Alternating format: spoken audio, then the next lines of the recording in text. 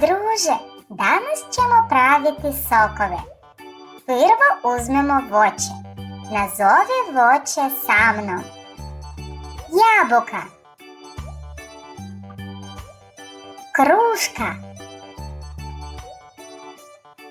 naranđa, ananas,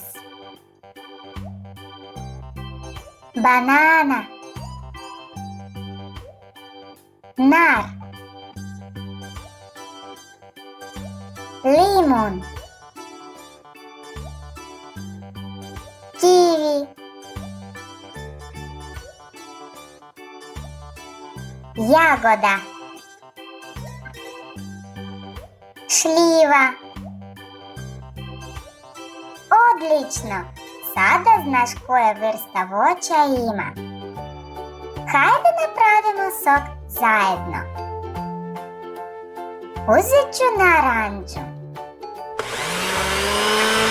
Ovo je sok od naranđe. Ja ću uzeti jagode.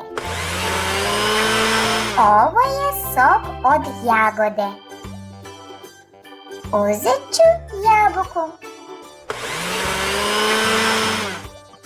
Ovo je sok od jabuke.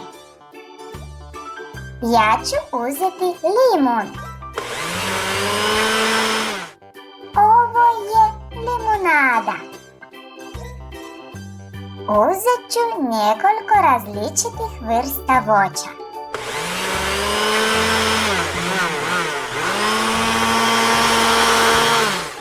Ovo je mješavina sok. Bravo!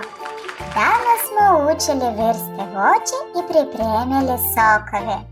Svaka čast! Vidimo se!